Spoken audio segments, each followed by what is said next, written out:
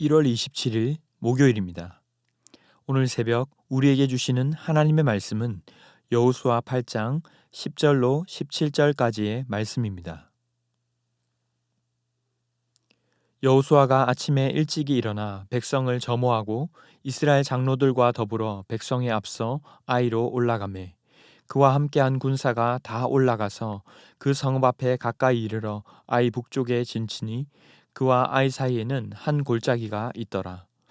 그가 약 5천 명을 택하여 성읍 서쪽 베델과 아이 사이에 매복시키니 이와 같이 성읍 북쪽에는 온 군대가 있고 성읍 서쪽에는 복병이 있었더라. 여호수아가 그 밤에 골짜기 가운데로 들어가니 아이 왕이 이를 보고 그 성읍 백성과 함께 일찍이 일어나 급히 나가 아라바 앞에 이르러 정한 때에 이스라엘과 싸우려 하나 성읍 뒤에 복병이 있는 줄은 알지 못하였더라.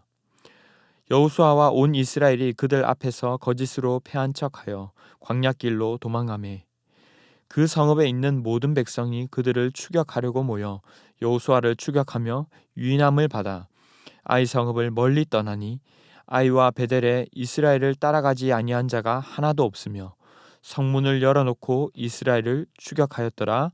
아멘. 이스라엘 백성들은 하나님의 은혜로 요단강을 건너고 여리고성을 점령했습니다. 하지만 교만하여 자신의 힘을 의지하면서 정작 아이라고 하는 작은 성을 만나 고전하고 있습니다.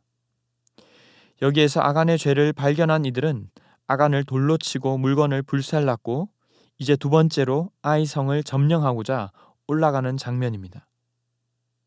어제의 말씀에서 하나님은 전술을 알려주십니다. 복병을 두라는 것입니다. 2절 이하에 아이 성읍 뒤에 매복하고 도망하는 척하면 그들이 추격하며 나올 것이고 그때 매복했던 인원들로 아이 성을 점령하라는 것입니다. 오늘 본문에서 여호수아는 그대로 순종합니다. 그리고 아이로 올라가기 전 10절에 그는 아침 일찍 일어나 백성을 점호합니다. 여호수아가 아침에 일찍이 일어나 백성을 점호하고 여기에 이 점호하다라는 단어는 파카드라는 동사로 소집하다라는 뜻으로 볼 수 있습니다. 이 외에도 파카드는 방문하다, 또 살피다 등 다양한 뜻이 있습니다. 그가 소집을 했을 때 무엇을 했는지 정확히는 알 수 없지만 적어도 여호수아의 이런 행동은 첫 번째 아이로 올라갈 때와는 사뭇 다른 행동임을 알 수 있습니다. 한번 실패한 이력이 있던 그에게 있어 이런 행동은 그가 두 번 다시 첫 번처럼 교만하지 않고 하나님 앞에서 겸비하여 나아갈 것이라는 결연한 자세라고 볼 수 있는 것이죠. 11절에서 이스라엘 군사들은 다 함께 올라가 아이성 북쪽에 진을 칩니다. 이스라엘 본진과 아이 사이에는 골짜기가 있고 12절에 그는 밤에 하나님께서 일러주신 대로 성의 서쪽에는 복병을 매복시킵니다. 이들을 본 아이 왕은 이스라엘 군대를 보고 성읍 백성과 함께 일찍이 나가 이스라엘과 싸우려고 합니다. 하지만 그는 성읍 뒤에 복병이 숨어 있다는 사실은 전혀 알지 못했습니다. 결국 패한 척 광야로 도망가는 이스라엘 백성을 이들은 성문도 열어놓은 채 추격하는 실수를 범하고 맙니다.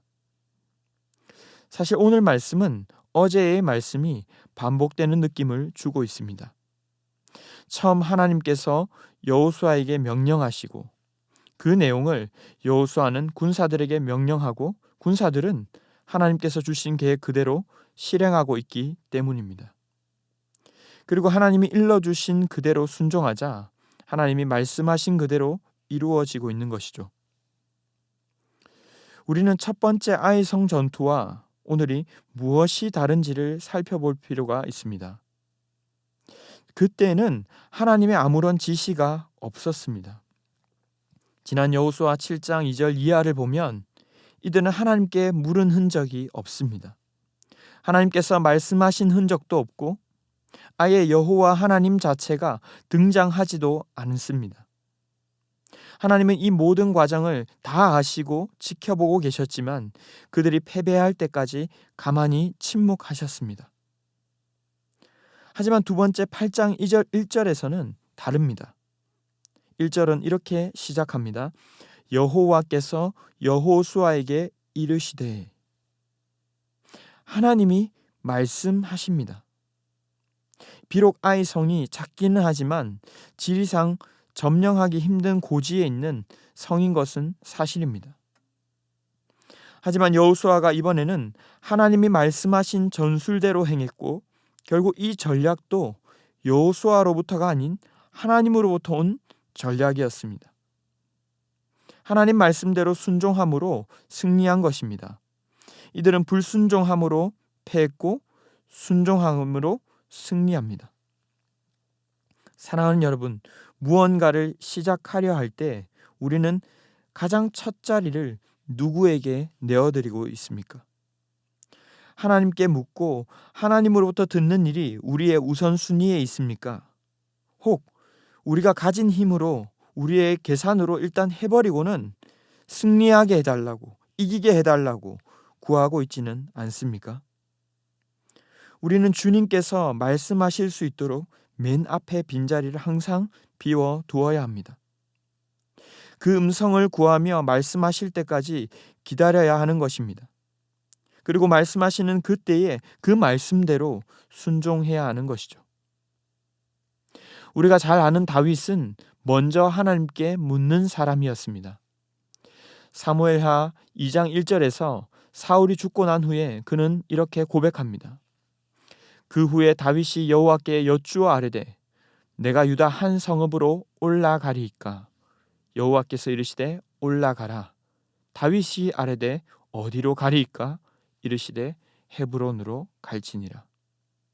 사무엘하 5장 19절에서도 다윗이 여호와께 여쭈어 이르되 내가 블레셋 사람에게로 올라가리이까? 여호와께서 그들을 내 손에 넘기시겠나이까 하니 여호와께서 다윗에게 말씀하시되 올라가라, 내가 반드시 블레셋 사람을 내 손에 넘기리라 하신지라. 여러분, 언제 주로 사고가 납니까? 주님께 묻지 않고 나아갈 때입니다. 좀 더디더라도 하나님 말씀 앞에 먼저 앉게 되면 우리는 이미 이겨놓고 싸우는 것이나 다름이 없는 것입니다. 이미 응답을 받고 나아가야 합니다. 그렇게 승리해야 우리는 주님이 하셨다고 고백할 수 있습니다. 아니면 내 힘으로, 내 경험으로 했다고 하지 않겠습니까? 여러분, 주님께서 말씀하시도록 맨 앞에 여백을 남겨두십시오. 초조한 그때에 주님 말씀을 붙들고 하나님 앞에 앉는 것, 그것이 우리의 힘입니다. 사소한 것도 묻고 나아가는 은혜가 있기를 바랍니다. 저도 신부산교회 부임해서부터 지금까지 가장 많은 하는 일이 있다면 묻는 일입니다. 묻지 않고 가다 보면 온통 실수투성이니까, 잘 모르니까 그 전에 묻는 것이죠. 마찬가지입니다. 경험이 있으니까 내 경험대로 하겠다고 하나님의 말씀을 듣지 않는다면 그 삶은 하나님이 아닌 내가 주인인 삶입니다. 주님은 요한복음 10장 27절에서 내 양은 내 음성을 듣는다고 하셨습니다. 결국 순종도 주님 앞에 앉아 묻는 사람만이 순종할 수 있습니다. 묻지 않는다는 것은 이미 불순종을 내포하고 있습니다. 간혹 듣고도 불순종하는 완악함도 있겠지만 대부분은 묻지 않는 데서 다 사고가 납니다. 하나님, 말씀해 주십시오. 주의 종이 듣겠습니다. 주님 말씀하시기 전에는 저는 한 발짝도 움직일 수 없습니다. 주님 말씀하시면 나아가겠습니다. 뜻이 아니면 멈춰 서겠습니다. 우리에게 중요한 것은 구체적 전술 자체가 아니라 바로 순종입니다. 듣겠다는 마음입니다. 하나님도 순종할 준비가 된 자에게 말씀하십니다. 저희도 그렇지 않습니까?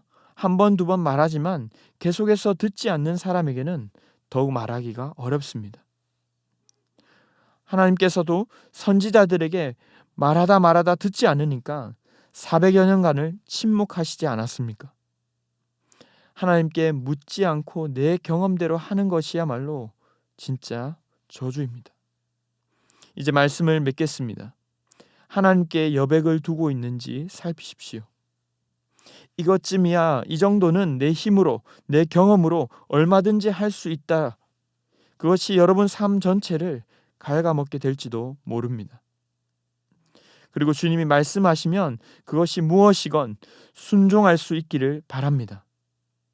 복잡한 전술 구상하고 고민하지 마시고 주님께서 말씀하신 그대로 행하게 될 때 그 말씀이야말로 세상이 감당 못할 무서운 복병이 될 줄 믿습니다.